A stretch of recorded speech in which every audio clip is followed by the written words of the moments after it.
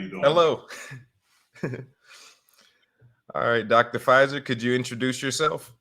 Hey, I'm Undrai Fizer. I reside in Spring, Texas. I'm native of Louisiana, but I've been living in Texas the majority of my life and also in California, but that's just my practical movements. I'm the master life strategist and founder of Kairos Interglobal, which is a subsidiary of Kairos Institute of Personal Discovery, and it's an educational arm of bringing people into the knowledge of themselves, their creative spirit, their dreams, and the dimension of what we call kingdom atmospheres. And so we show people how to make imagination tangible enough to exist from and live from. And that's the gist of what we do on a practical level. Thanks for that. Wow. That's awesome. How'd you come up with the name Kairos? Living and finding a name of the description of my life at the time. God moment. Everything seemed to be a God orchestrated moment. Daily living in the moment. And I discovered not a brand, but what do I call this moment that has instituted both suffering and promise and purpose, and confusion and discontentment and satisfaction. And I became addicted to the process of a becoming that I didn't know anything about. I didn't have anybody to teach me what a becoming was and what's the kingdom. And I heard the lingo, but the existing frequency of that, you have to find that on your own.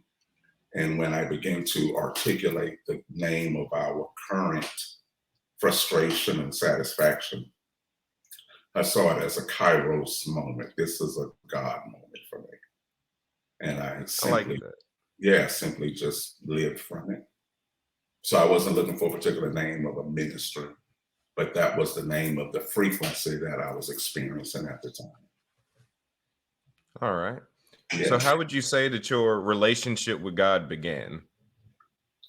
I didn't have an understanding of what a forerunner was, but ever since I was a little kid, I was fascinated with Jesus. I was fascinated with Jesus on the cross. It was like, I don't remember anybody introducing me to that. All I know is that's the thing that stuck with me when I was a little kid. I didn't think about heaven or hell. When I was a little kid, I always thought I was another Jesus. I wasn't trying to be perfect. I don't sin.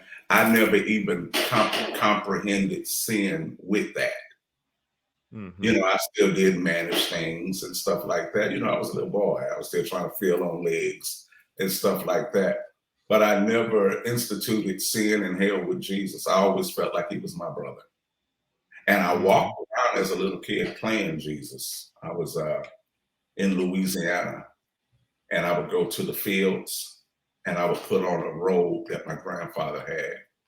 And I would go to the tool shed and break the blade off of a hoe. And I would carry that staff and I would play Moses when I was a little kid.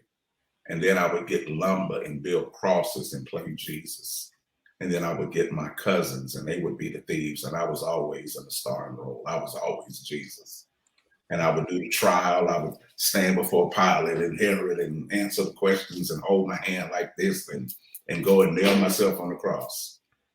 I've always played that. He always felt like we were related.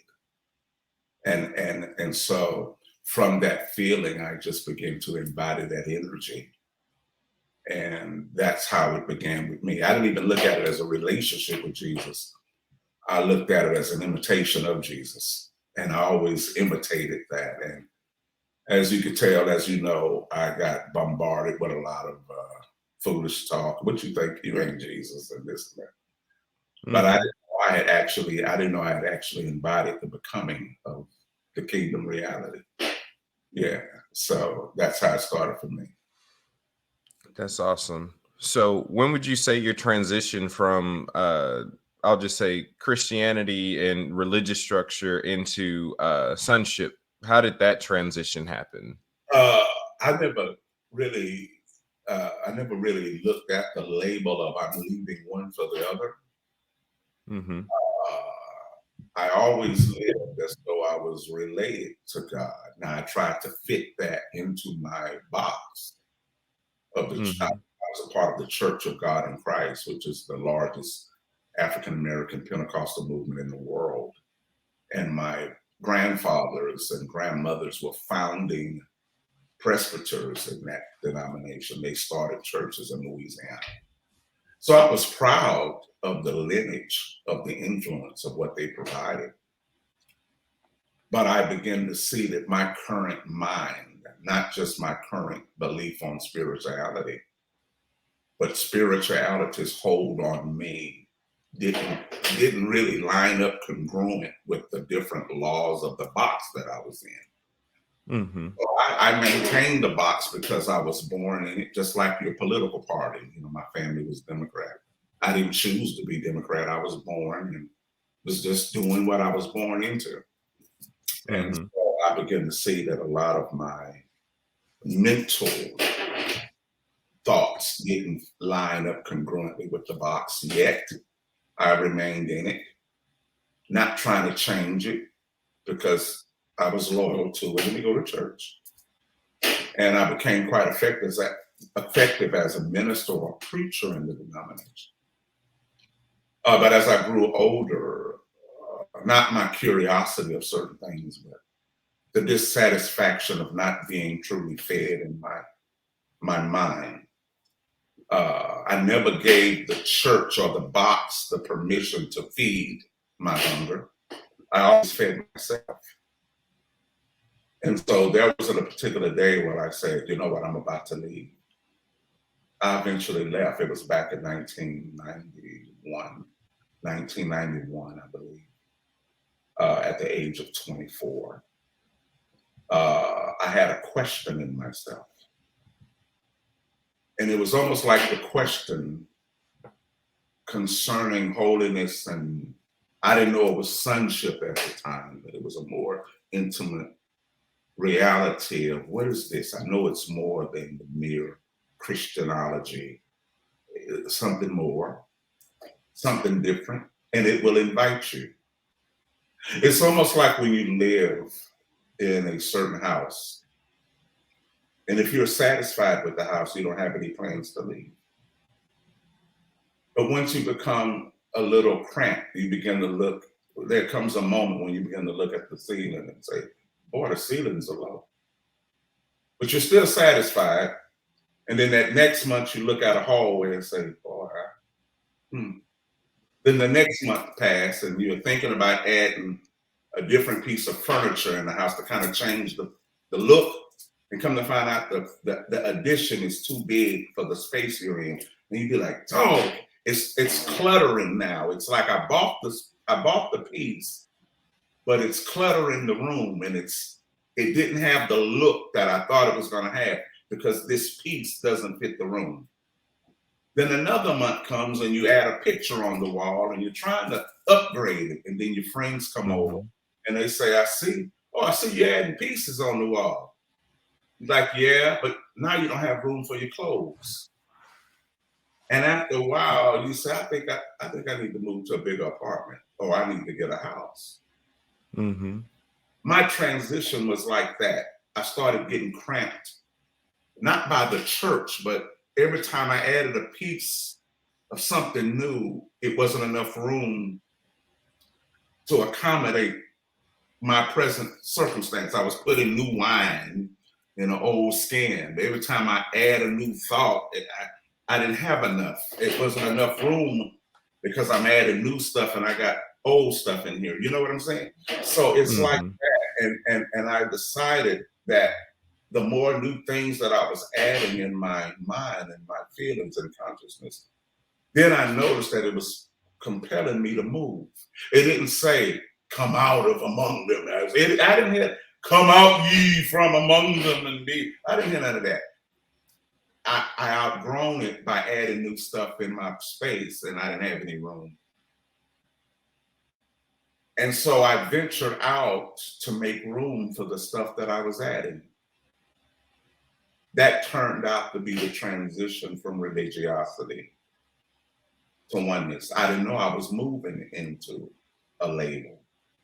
Sometimes the way of God will reveal itself before the theology of God. A lot of us don't know the theology or the terminology, but we know the way because the way is already in us. And there comes a time if you keep adding components, the way will simply lead you to the way. The way will just take you over there. And sometimes we get caught up in the terminology of it, the vernacular of it, verbiage. But if you just let the way take you, it'll take you where it always been. And that's what happened with me. And as I began to venture into the way of it, I started speaking the language of the way, not the terminology, but the language and the frequency and the experience of what I had become as a result of my ministry. That's beautiful. So before I go towards where I want to go, I want to go back just a little bit. In past times, me and you have talked, and you mentioned that, like me, you were somewhat of a child prodigy. Oh, And yeah.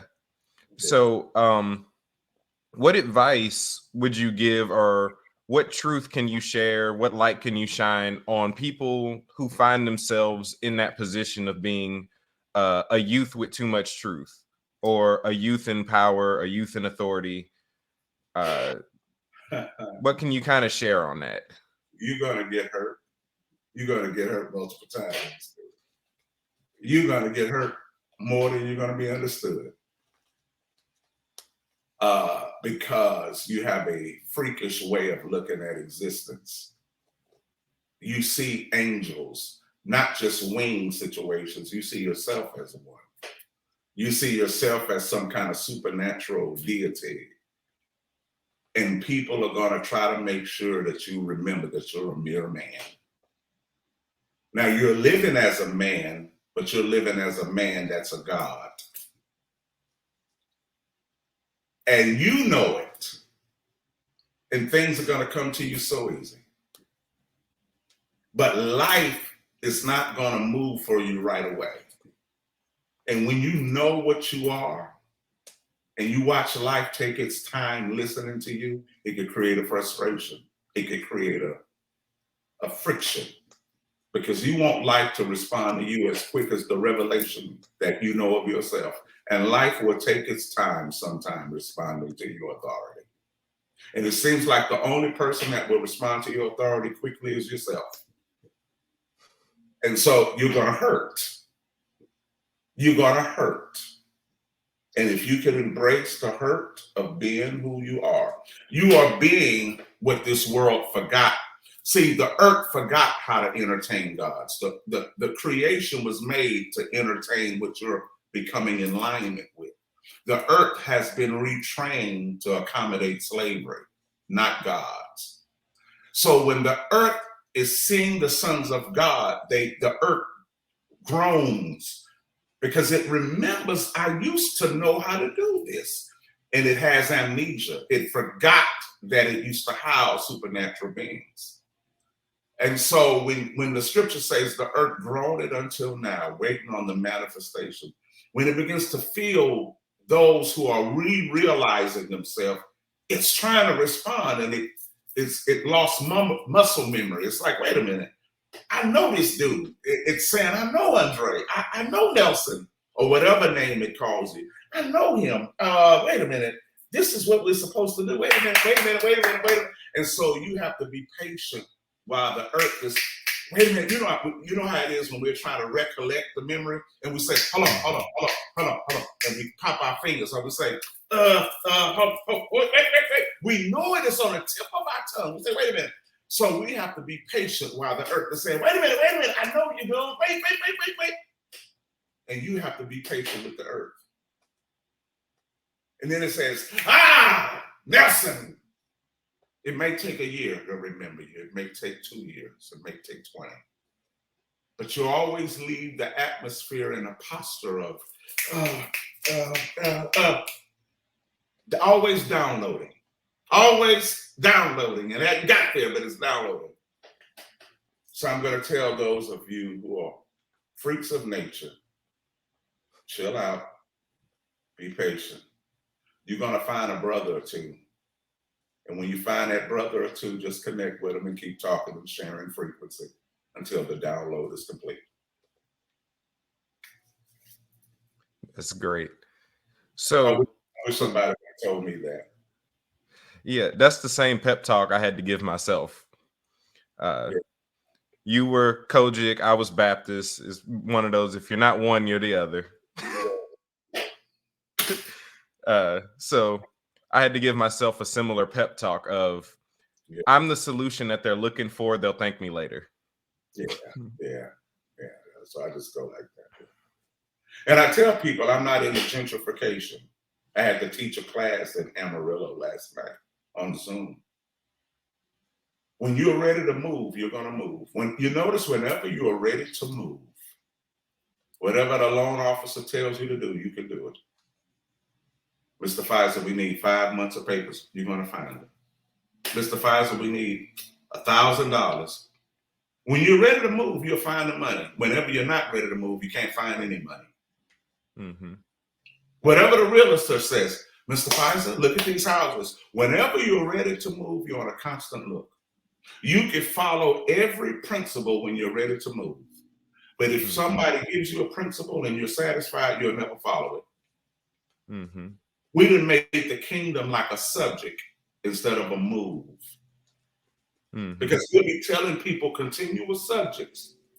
But people who are not ready to move, Nelson, will never understand the kingdom until they're ready to leave. Now, gentrification is when we force people out of their properties. Mm-hmm. When we say, hey, we want to build some apartment homes, so we'll pay you this money to get out your house, but I don't want to get out of my house. Because if people leave before they're ready, they still won't understand the kingdom. Because they left before they were ready. They followed the crowd to a new place. And when you follow the crowd to the kingdom, you will be someone uprooted with no consciousness at all. You're still living in your old spot. You're just hanging in the pews with people of the kingdom, and you're still going to miss it. So we don't do gentrification. We encourage people, when you're ready to move, move. Yeah. So that's a long topic of what I was going to ask you, which is, how would you describe the kingdom? Some people call it a message. Some people call it a place. How would you define the kingdom?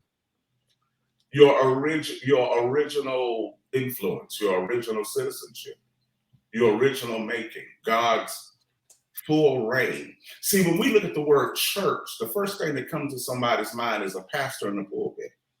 But the church is the universal calling out of God's, the ecclesia, which is come here.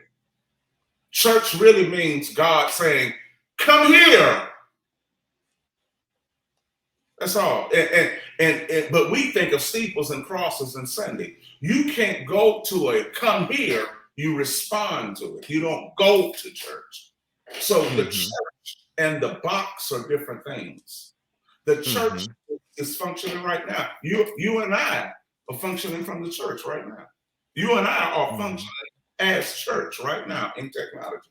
When you go to work, you're functioning as church. When you create business decisions, you're functioning as church. When you're cutting your yard, that's the church. When you are creating, that's the church.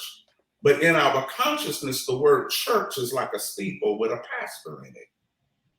So even though we try to speak deep down in our vernacular, the church is still something with a steeple in it. We can explain the depths of everything, but deep down in our intrinsic and innate consciousness, we see a pastor who's the president of it and a pulpit and a choir. We don't know, we haven't realized that we're looking at a box. So the kingdom is really just the overall influence and consciousness of God that we exist in daily. You could call it a place of reality. You could probably call it a place of consciousness. They don't have any clouds or nothing like that. I think so many people have used it interchangeably till some people perceive it as another form of hyper-Christianity or something. Like, I was Christian, now I'm this. And it's like, no, you're the same. You're one. You are a different form of Jesus. Jesus is the pattern. Jesus is the head and we're the other Jesus. We are Christ in the earth too. He's the main head and we are the reality of him. We're not like him. We're not a symbol of him. We're his skin. When the scriptures say, forsake not the assembly, we think it's saying go somewhere. And it's saying that we fit together as energies as we realize who we are. The more we realize who we are, we assemble as a body. We assemble. We don't assemble as a Sunday or Sabbath body on Saturday or Sunday. Then we show up. No, we assemble in frequency all over the body, all over the universe. We assemble as a God being in the earth. And that's the executive reality that we exist from as the kingdom of the reality of God. Yeah. Okay. So what are some ways that you've been either in the past or still in the present that you've somehow cooperated with the kingdom to establish the life that you have now? Oh, I allowed it to do my thinking for me. I took it from a subject matter that I teach. You see, experience and trauma and memory has a way of occupying your mind to judge or perceive. When you see someone, you can say, I don't want to think bad of that person. Because you'll say, I don't want to think bad. But it's not you thinking, it's your experiences thinking as the filter. And it'll make you perceive people that you see. And you'll you'll say, I don't see color. It's like, no, you see that person white. You see the black person. You see it, but you're trying not to let the negative talk for you. Well, I discovered that the kingdom or the reality of the intentions of God is not a subject. It's not a subject to teach. I allow it to think for me. Let this mind, or allow this mind that was in Christ, let that mind be in you. It didn't tell me to think about Jesus. It told me to think as a Jesus. And so in order to think as a Jesus, I have to feel as a Jesus would feel. Jesus wasn't equipped with anything that I didn't have. So Jesus was not built better than me. I had to accept it. Nobody told me that. I had to let that reality be true. Because there is an innate fear of stealing God's glory if you become equal with Jesus. There's this innate trespass, like, don't go there, that's Jesus. Well, Jesus didn't have anything more than me. He was fully a man and fully God, fully me. So I'm fully man and fully God. I couldn't see myself as fully God. I saw myself as full man, needing Jesus to make it right for me to stand before God. But Jesus came so I could remember that I was God-like too. He didn't come to make me a Christian. Jesus came to help me to remember that I was a Christ. Well, I had to let that be, not just in subject or rhetoric. And when I begin to allow that truth to be what it is, and I had to stop allowing my past transgressions or feelings of shame to eradicate that revelation. Because even though revelation showed the truth of who I was, my experiences told me the truth of what I've been being. So there was two different truths trying to house one house. And so I allowed that mind of Christ to be that with me. And after a while, I began to feel the pleasure that God had in himself when he thought of me. So I'm living from the pleasure that God had in himself when he thought of me. And it helped me to evict my personal shame. Not shame because I did stuff bad, but the shame that I felt as a result of feeling unworthy and not good enough for life to stop to help me. Sometimes we don't feel privileged enough to make life stop and pay attention to us. So when you feel you're bothering people, you say, I'm sorry, sir, I don't want to hold you. Can I ask you a quick question? I'm sorry, I don't want to stop you, because you don't feel you're worthy enough to stop the world, to give you attention, because you feel if it stops for me, it's going to be mad because I don't feel that I'm worthy enough for the earth to stop and pay attention for me, because I don't think I will stop for me. And it delivered me from that feeling of shame. And I began to teach that becomingness of being set free from shame, not being set free from sin, but set free from shame that I put on myself that causes me to sin or causes me to live limited. And I began to deal with that and discover that that was a kingdomic frequency of Christ consciousness, of letting Christ consciousness use your body to think through you. Oh, I appreciate these questions, man. I do too. I like your answers. I need some questions. I like that. I don't get people questioning me like this every day. I love it. I love it. Yeah. I love this. I figured if my community could put up with me, they could put up with you. Man, I love it. I'm like, I need this. I need stuff like this. I need questions like this. Go ahead. Yeah. So I was gonna ask something else, but that answer got really good. So I'll say, for people that are struggling with embracing Christ consciousness, that reality of I'm already. What advice would you give for someone who's still struggling with the I am nature of the human person? They were not ready to fully move from their house. When you're ready to move, you'll do everything that you see. See, people are still looking at, some folks are still looking at consciousness and kingdom as subjects that they got to accept. Mm-hmm. When you are still satisfied with your current residence, you're going to feel forced to gentrify. And you're uncomfortable accepting I am nature because you're still satisfied with your current home. Mm-hmm. You still have usage for it. Let me tell you something. My wife and I was living in this nice 2-bedroom apartment before we moved to this house. After a while, we got so ready to get out the house, we just got sick of looking at the living room. You get sick of looking at carpet. When you're ready to move, you're looking at the carpet and it looked like the carpet is just dingy. Just, I'm ready to get out of here. You can't vacuum a carpet enough when you're ready to move. Mm-hmm. And so when we got approved for this house, right before it was time for closing, the owner allowed us to move some furniture in, since we already were going to get the house and we were just waiting to go to closing. Man, I moved my desk in here, got my office in here.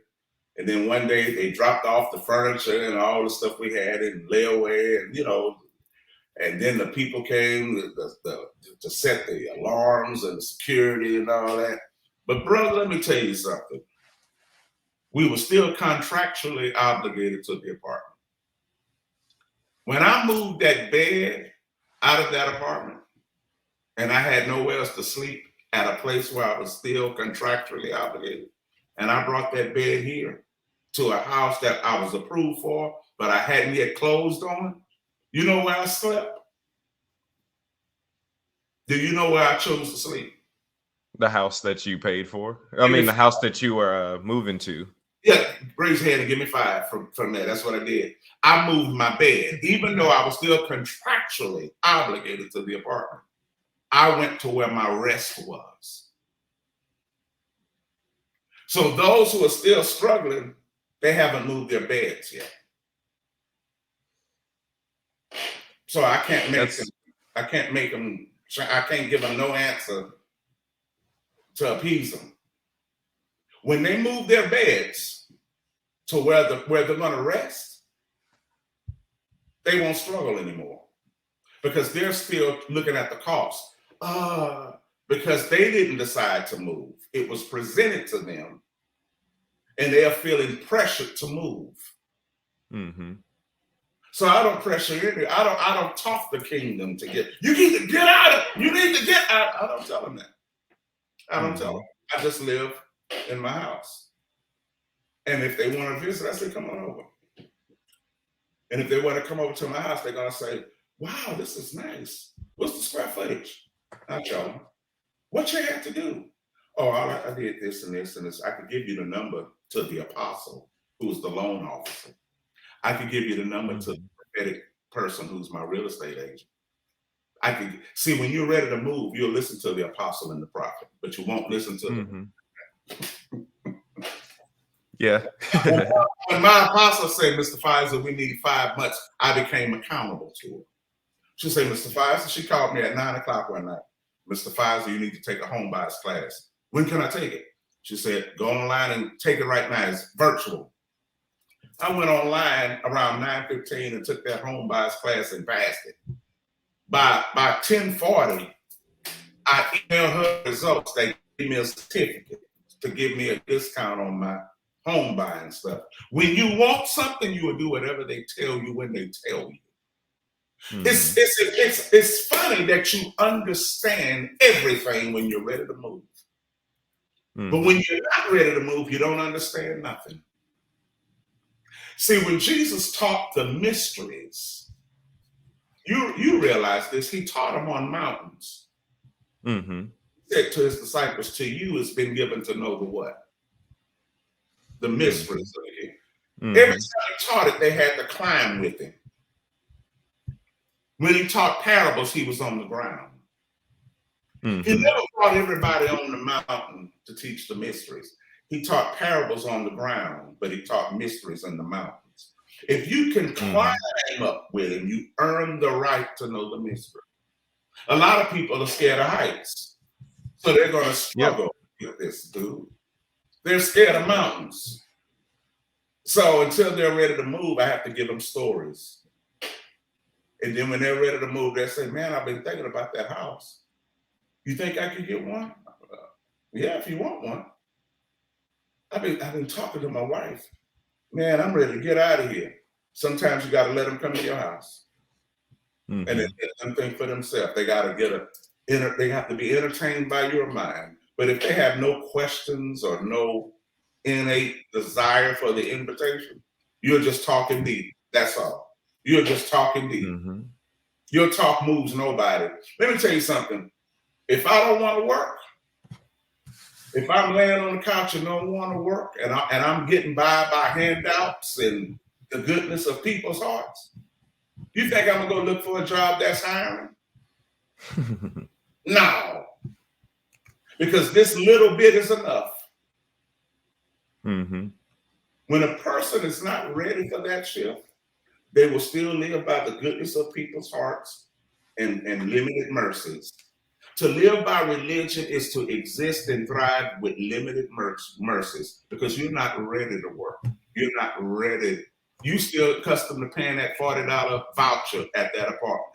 The rent is $1,500, but with that voucher, all you have to do is pay 40. You're like, why move? I'm paying $40. When you're ready Mhm. for sonship, you're ready for the matching of thoughts. You're ready for the Mhm. responsibility. You don't know. You no longer want the coupon. You no longer want the voucher. You say, you know what? I want to get out of this space now. Because when you get Mhm. that voucher, it got a little bit of everybody on the property. You're going to hear Mhm. gunshots. You're going to see bottles. You're going to hear cussing. You're going to hear people getting beat up because all of us like living on that $40 rent. And I'm not talking about assistance until I rebuild my life. When you can Mhm. have a good looking something for $40, you're going to destroy it. So religion is a cheap place to live that accommodates everybody, that brings all of their bad habits into place. And it devalues the property, but at least it's cheap enough for you to exist in until you get tired of living cheap. You say, you know what, I'm ready to Mhm. get out of here. I'm ready to pay full rent. I'm ready to pay a mortgage now. If I can have my peace and have my space and my authority, let me pay the full price. The kingdom is for people who are ready to pay the full price. Mhm. Religion is for the dead and people living off the voucher in their mindset. But when you're ready to think as a king, you say, I'm ready to rule my space. That makes sense? Mhm. All right. Absolutely. I so it's two questions that arose from that, but for one, I want to say that I teach that similar as just the pains of outgrowing your space, kind of like you mentioned before. Yes. where when you are moving out, as you're embracing truth, because you can't have both, you can't really embrace truth as God presents it and stay where you are. I know that's right. You The can't. truth It's will impossible. cause you to move, Yeah, yeah, yeah, or you'll suffer if you choose to stay. yeah, yeah. You know too So much. one of the key characteristics of it's time for you to go is that everything where you are aggravates you. Yeah, yeah, yeah, yeah, yeah. Like you said, your rest is no longer there. I'm like, I'm going where my bed is. Even though I'm contractually obligated to this apartment, I'll still pay the rent. But I'm out of here. I'm out of, I gotta go where my rest is. Yeah. Yeah. So would you say that desire itself is a foundational key for moving in the kingdom? Dissatisfaction is. You can Okay. want to without knowing what it costs. And then once you start moving in your desire and see the different frictions and changes, you can change your mind. So it has to be a desire produced by dissatisfaction. Mm-hmm. Yeah, it has to be a desire produced by yearning and not by curiosity. Yeah. Because a So lot of it's people, like I've heard the quote before: "If you can live without it, you will." oh yeah, oh yeah, if you, yeah, it has to be critical enough for you not. It has to be critical enough for you not to be able to live without it. If Mm-hmm. you can exist without it, oh, you won't take it. It's some people will look at God like heaven, hell, or Hawaii. Some people choose Hawaii. So it's not a heaven or hell thing. It's what can you live without and what can you not live without. Yeah, Mm-hmm. yeah, That's fantastic. yeah. It's good. I like this. Boy, I needed this today, man. Thank you. Thank you. So, so what are some things that you've been hearing God say concerning the time period that we're in? God has, it's not, let me put it this way. I feel an ever present commitment to continue to expand my intention and focus that everything that's happened is not happening to me. And so I'm yet living in my divine responsibility. I'm not allowing the friction in the earth to change my focus or my bearing. I even found that to be when I had to undergo dialysis. I've been on dialysis 3 years. And I was just telling the people last night when I was sharing with an Amarillo group, people could see me on my social media with a mask on, with the cables, with the blood and all of that. I said, nobody wants to be me. They see me and they see suffering when they see me. And I could talk and say all of the most beautiful things, and people won't look at what I said because people are thinking I'm trying to be positive. They don't know that I'm whole because they can't see themselves in my chair. So when they see me, they have to send a prayer. And I said, those people are not praying for me. They're praying for themselves because they can't see themselves in my shoes. And it hurts them to see me like that. And they have yet to realize that I don't see myself in any situation. I see myself as a full king in power. That never changed. Mm-hmm. They can throw all the scriptures on me they want. Nothing has stopped me. Nothing has hindered me at all. But people are hindered by seeing me with a needle in my arm. They could see me on the boat and say, oh man, Undrai having fun. And then they could see me at dialysis. And they don't know that I'm still progressing and pursuing and promoting and expanding the whole Kingdom Institute. So God hadn't even allowed me to look at what ignorance is doing outside of me. Mm-hmm. Because when I look in me, there is no devil there. When Jesus said, the prince of this world is near me, and he could find nothing in me. When I look at me, I say what my brothers speak, what my brother speaks. Limitation can't find nothing in me. Mm-hmm. So that's what he's saying. However they are destroying themselves,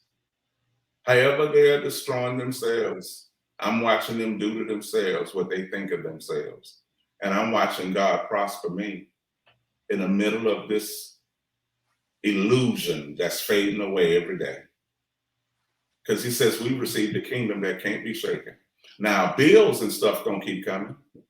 As long as you use the store, you're gonna have to pay. As long as you use products and services, you have to pay bills. Life is gonna life is gonna remain stable in what you use from it. Mm-hmm. But I'm saying that my inner self is becoming more stable as the bills we pay. And that we're standing firm regardless of the shaking. That's what I said. So how did you, I guess I would say, how did you find that standing on the inside, that internal positioning of joy where you're more content with internal reality, which is a more real reality, than external manifestation that that I call a hologram, the natural world? Oh yeah, I'm 55. I started Oh, you moving. got another 400 in you? I got another 775 years. Yeah. Man, I was 24 when I really started to manifest the thought. I always lived in it, but I didn't live in the terminology of it. I followed the way of it. I got married at 25. Around 24 is when I started to really look at it seriously. And it took pain and hurt. Because at the time, I was addicted to try to make my inner self my outside world. That was really my pursuit, was how do I take my inner life and call it outside of me and live from it, make money from it, and get homes from it, and get a family from it. I've succeeded in that. It took me about 27. But when you're evolving, you don't really count the years because every moment is a part of the process of continuance. Mm-hmm. So I didn't have a year plan. I just followed it till I was able to take what was within and create another world without. So now I've created not only an inner manifestation, but I have the outer manifestation to reflect what was in me. I spent my years trying to do that. How do I create a world in this world? How do I create a world that's not of this world, that still may use some of the resources in this world, but I created something that I can't be evicted from or fired from. And it took me a long time to do that. I didn't know that's what I was doing, but that's what I was doing. Okay. Yeah. That became something that I needed. I'm like, if I'm going to live, I need this support system, not an imagination, but I need a congruent, tangible skin that I could get resource and supply from. That's what I did. Yeah. So, your apostolic calling, how did you come into the realization and the accepting of that aspect of who you are? Wow. It was back in 1994, 5, something like that. I met this guy named Tim Early in Finkspool. Tim had a ministry, Tabernacle of Restoration and School of Ministry. I met him and I met Tim by way of a young lady whose name was Bridget something. I forgot her last name. She went to this ministry that I was playing music at. I was the music leader, worship leader, the musician. She moved to Oklahoma and she was working for Carlton Pearson. Back in 1996, 93, 94, I wrote a pamphlet called The Power of Kingship, where I was talking about us having the same spirit as God, and therefore it makes us gods too. And I started writing a pamphlet before I started writing books. I was writing a pamphlet and my wife put it together for me. Well, I sent the booklet to Carlton Pearson's office to see what he thought of it. He didn't read it. But no, I gave it, I sent it to him, or I gave it to her before she moved. I forgot. And one day I called to speak to him. And I was setting up a network and I was calling him to see how to set it up. I never spoke to him. I just looked up something in the book to call his office to ask him, I want to set up a network. I was trying to set up a network like I have now. She answered the phone and I told her, I didn't know who it was. I said, my name is Undrai Fizer. I want to speak to, but whatever. She said, Undrai Fizer? I said, yeah. She said, hey. I said, what? I don't know. And she told me who she was. I'm like, hey. She said, Fizer, that book you wrote, oh my God. And that's what she said. She said, you need to talk to a dude named Tim Earl. I said, I heard it again. So she gave me a number and I called him. And I called him on the phone and he answered the phone. And when I started talking, he says, Undrai Fizer, the apostolic voice of God. You know you're an apostle in the body. And he just started telling me. So I'm like, oh, okay, okay. So we set up a time and I met him. And he started doing schools of ministry and I would kind of go and help him out. And I met Vince and they confirmed that. And so I've been knowing Vince since, like I said, early 90s and stuff. Mm-hmm. And that's how I found out. I wasn't walking around. I really wasn't walking around trying to find an apostolic call. It was this thing in me I was looking at.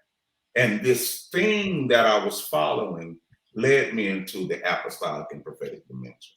I wasn't looking for those dimensions. I was looking for the thing. And the thing added everything else to me. Okay. So in that, not just the apostolic, but also your kingdom identity, because I see them as separate parts of the same thing. What are some of the faculties that you kind of ended up getting your hands into? I know you mentioned book writing. What are some other areas that your hands kind of got involved in? What it did was establish creative music, spontaneous jazz. I call it consciousness music. I had a residence for about 5 years at a restaurant in Beaumont called Sugar's Deep South Cuisine. And I played there. I was like their main entertainment, but it wasn't, I didn't look at it as entertainment, but entertainment. And I flowed there spontaneous. I had my group there, my ensemble. Traveled across the country doing that. I developed a publishing company, Divine House Books, Urban World Press. Established podcasts.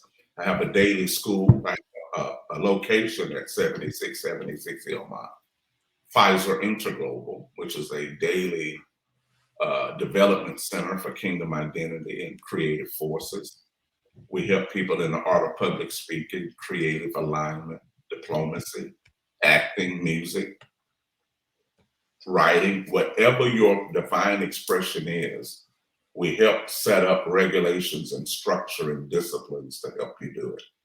When people have no idea who they are, they will create ambitions that their disciplines and habits can't cash, because you're creating something that your habits are disagreeing with. So I show people how to develop the habits and disciplines that will agree with the lofty goals they've established. And that will help minimize frustration. If we can help you develop a regimen and a structure of thought, your habits will follow, and then you'll be able to do those things that you desire. So it made me unlimited, and also I'm a commissioned United Nations ambassador with the Interfaith Commission. So I received that in 2015. So I'm a diplomat, governmental diplomat as well. I ran for state rep twice. I dealt with politics from a governmental and kingdom identity. The Texas wasn't ready to elect a kingdom-oriented consciousness yet, but I'm still a major player when it comes in the governmental dimension in the country. So it made me take the limits off myself. I could do whatever I feel to do. That's been the explosive thing. I wrote that yesterday. I feel like a kid in a toy store. I feel like a kid. I can do whatever I choose to do because the shame of doing is gone. Mm-hmm. I do what I see my father do. Okay. Yeah, he said, all right, So, okay. So along with your apostolic, by default, usually when you start to embrace the apostolic, you by default start to embrace the prophetic also. Yeah. How did you begin to develop your prophetic flow? I didn't really look at it as a prophetic flow. I just saw things out loudly. I saw things that were not, that should be. And I began to make permissions by speaking those things that were not or should be. It depends on the assembly or the crowd you're in. I know what, if I'm at a certain circle by invitation, I know what they can handle. So I use wisdom at how I say or do. Mm-hmm. I'm in my own circle, I have the freedom of, because the scripture said we're not apostles everywhere. And I begin to realize who I am to where I am. Mm-hmm. Some places I said, this is how they see me. And if I have a space, I will speak how I see myself through how they see me. And so I had a lot of practice in myself for not trying to be accurate, because it's not about, it's not about speaking accurately. It's about speaking the time, Mm-hmm. interpreting the time and the movement. Mm-hmm. A lot of times I hear people speak on prophets like, oh, he's 100% accurate. But am I interpreting the frequency properly? Not if I tell your business accurately. But do I have the power to interpret the invisible frequency of God in the moment? And when you live in that moment with God, you can speak on that moment from God.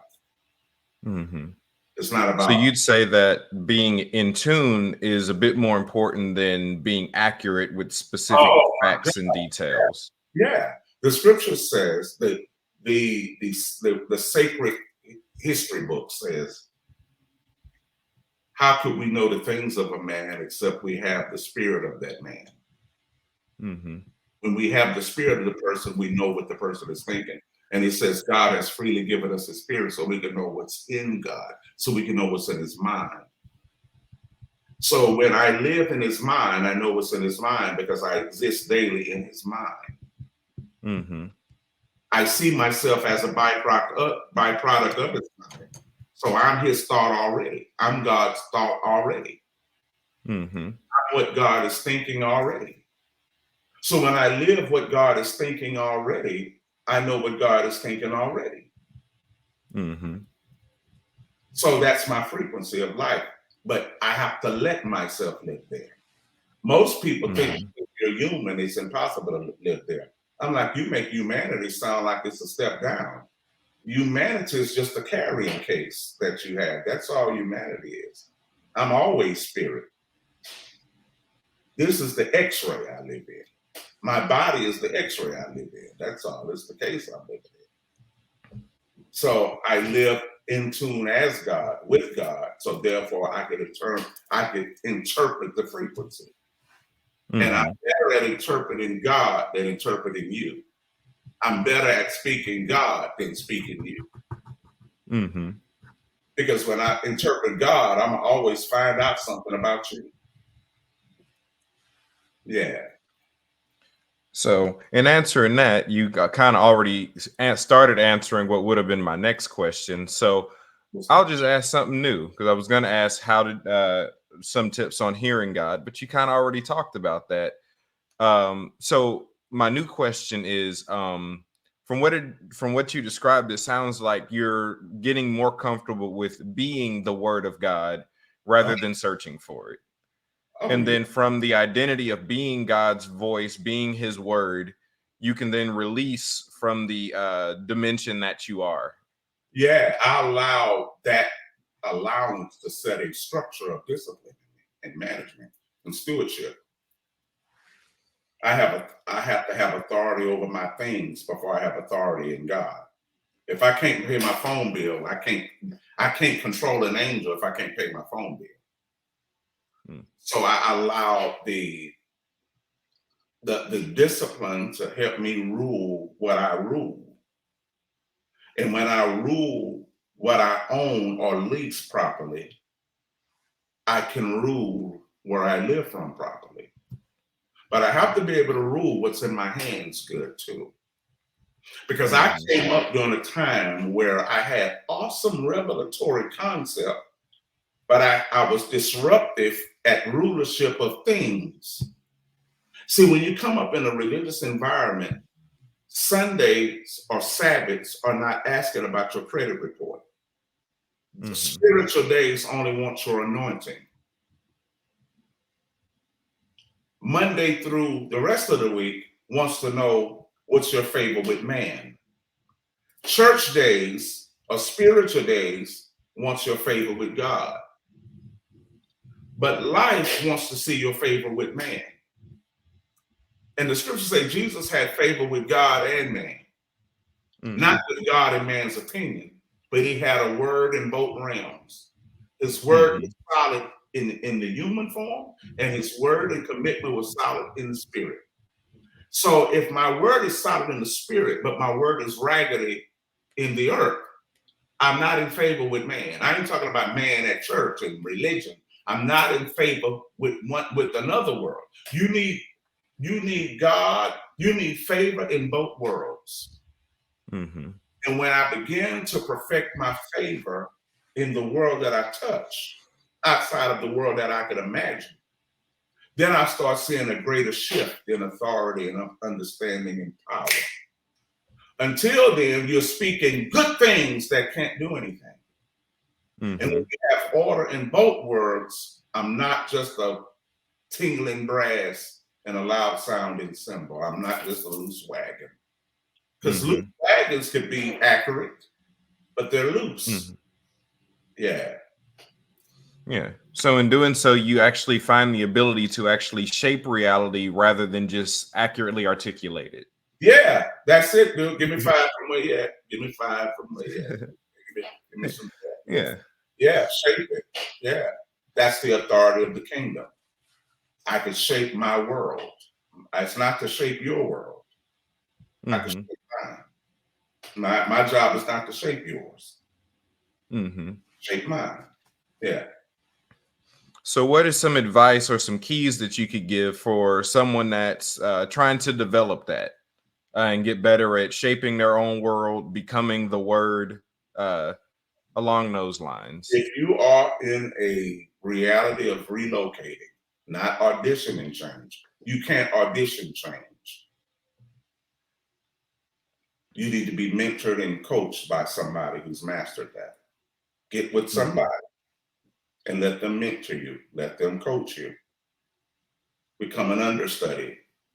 Let them show you how to let God be. Let them challenge Hmm. you. Let them question you. Let them educate you. Let them give you tests. Let them question you. Let them watch Hmm. you fall and stumble. You need a teacher. You need to know how to listen to your inner life, not your inner Hmm. experience, not your trauma. How do you know your inner life? You need to study those who have conquered that and done that and talk with them because they're not going to clone you into their image. Hmm. Yeah, that's what I would do. You need to be fathered. Awesome. You need to be fathered in it. Yeah, you need to be with people who not just say it. The scripture says, obey them who have rule over you, or obey them or follow them who've conquered you. It says, who's taught the word of God. They've shared insight with you. It says, imitate what they do, but look and see if they have what they want. It says, whose faith follow, considering the end of their conversation. Now, don't follow them if they don't have what they've been talking. But if you see that this person has what he's been pursuing or she's been pursuing, and she just doesn't have it, and he just doesn't have it in his head, he has it in his hand, then I could follow what he's saying because he's achieved what I'm hearing. But if you haven't achieved it and you're just talking about it, we both gonna probably shipwreck. So see if they got it, not a bank account, but see if they got some rule, and see if they have produced a body of work. Not a body of talk, but a body of work. Not a body of insight, but a body of work. What do they have to leave behind? And you know, oh, he's done it. He's produced it. He's being judged by it every day. Yeah, you got to be able to. I'd say that's the heart of the inner. This series is all about finding experts in their field, people that know what they're talking about and have done it. They've mastered it to some extent. Therefore, they're qualified by life to share on that experience. Yeah, because they have a body of work. They got something for you to pick up. I got books you can buy. I got stuff you can get. I got a place you can sit down. You can Google me. You can Google me and say, this is, oh, he has something that we can judge. He has something we can criticize. He has something we can purchase. He has something we can judge and criticize. He has something. You got to leave something for somebody to talk about. Yeah. You just have your book out. People can judge it now. It's not just you talking. They can go to the stores. They can go to a store anywhere in the world now and get your book because you are open to be critiqued. You just don't find people out in the streets. I got something in my trunk and giving them a pamphlet with your revelations on it. No, they have to purchase it now. They want to see your mind. They got to pay $25.99 to see what's up with you. To gain access to you, we have to pay, and we got to leave something with him now. It's not a matter that, I charge for God. No, your access requires something now. Yeah. For those of you who don't know, this man of God or man God was my publisher for my book. Public thank you to Dr. Fizer for helping me put that together. It's great, man. Kairos, y'all played a huge role in helping me get the maniac, crazy, philosophical, abstract world that I've been carrying on the inside for 2 years out in public. I know, right? I had to start a company so I could house my imagination. I had to start it so I could produce it whenever. It's called control. Power. Yeah, like I need to put this out. When you could affect the school of thought, and if you could connect with people who affect school of thought, it would stir up the creative power in you as well. I appreciate this, man. Thanks for having me. Yeah. So one last question before I get to like the final bits I always end with. You mentioned before having a mentor, having a father. You mentioned Tim Early before. Were there any other mentors that you had in coming up? Oh, yeah. Dr. Wilson Douglas, Apostle Wilson Douglas, he passed away a couple of years ago.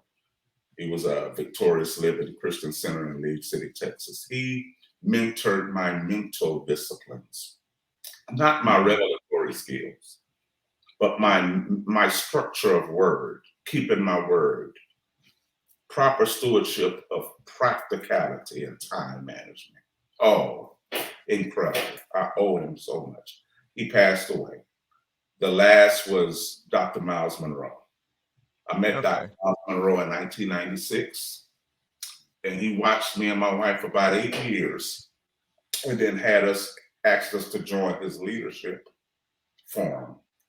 We were part of his leadership forum, and I was one of his main writers in his leadership magazine. And so I wrote a lot of my kingdom writings and divine life writings in this magazine. One of the great joys I've experienced was being published on the same page. He was published up top, and my writing was at the bottom. We were on the same page. I still got the magazines here, and so I'm a part of the International Third World Leaders Association, and I was also on his leadership magazine until he passed away, the transition. So they fathered me. They mentored me and helped. They held me accountable. They held my troops accountable to practicality. Sometimes we're loose cannons with revelation without skin on the revelation. They held me accountable and compelled me to put skin on my truths. Truths are to be lived and not just spoken. Can what you say be lived? And I had to be held accountable in living all of the freak shows of what I spoke. Can I do that? And I began to see that I could fly. I just forgot that I could. Mm-hmm. I had to remember, not just raise up awareness without people being able to ascend in that awareness that you rose up. And so they helped me. And I have a multitude of comrades now that share with me now and challenge me. So yeah, I'm all about that. Yeah. So you mentioned how one helped you develop your mental faculties or your structure, practical life things. What are some other things that you could share that you could say, I got this from my mentors. This is something I still use today. Because I know in having mentors, we don't always keep 100% of what they gave. We keep the parts that keep in us. Well, sometimes a good mentor sometimes won't give you anything. They help you see what you have. Each one helped me to see what I was carrying, but didn't know that I was carrying it. They helped me to remember things. Like there were some things Tim would say that I don't like just use because he helped me to see that I had a Jerusalem in me. I wasn't into a lot of terminology. I was into it. Pastor Douglas, Apostle Douglas, when I would try to ask a question and say, is this right? He would never tell me if it was right. He would say, what do you have a peace with? I was afraid to carry my own burdens. So you'll pay someone an offering to carry it for you. I said, that's what we pay you the money. We give you offerings to tell us. He said, what do you have a peace with? He taught me responsibility because I tried to put a lot of my revelatory demands on other people to carry. And I had to find out that I had to be the first guinea pig of the truths that I spoke. I have to be my own sacrificial lamb.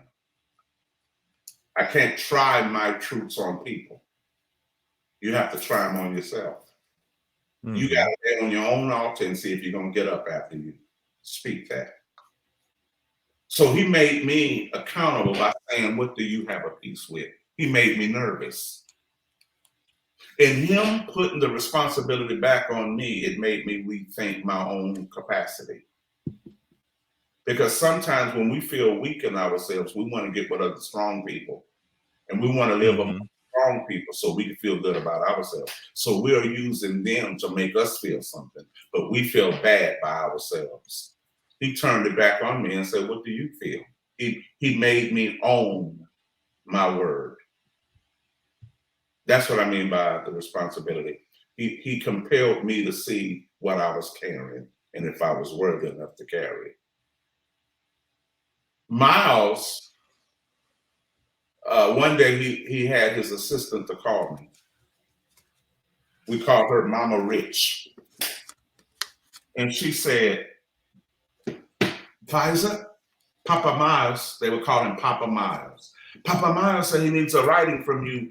They're going to put out a publication next week. They need a write from you real quick. Can you produce one? I said, oh, yeah. And I went and wrote something. And in it, I mentioned Satan and, the devil and that. And I turned it in. She called me back about an hour later and said, Papa Miles say, you can do better than this. I said, what's up? He said, take the devil out. We don't deal with that. He says, you're writing to kings and parliament. We are rulers. And I had just put the devil in there for the sake of quote unquote Christian readers who read it. Mm-hmm. And what he was doing was letting me know, dude, we don't deal with this now. I was like, I'm with it. I changed that writing right away and sent it back. And Miles said, A+. And she told me that he put it on the bulletin and told all of his people in the office, you see this right here? You see what Fizer did? Y'all write like this. Right? This is how to think. So good mentors will help you see the treasure you've been carrying. Mm-hmm. And you remember them as you remember you. You Mm-hmm. honor them as you honor you, as you walk in what they showed you. They show you how to walk the plank. A good mentor would throw you out of his nest. You need to see this. And they will argue with you. They will push you not to be their clone. I want you to think for yourself. Now tell me where you got that from. Are you saying this? And I do this now. Are you saying this because I told you this? Did you learn this? Mm-hmm.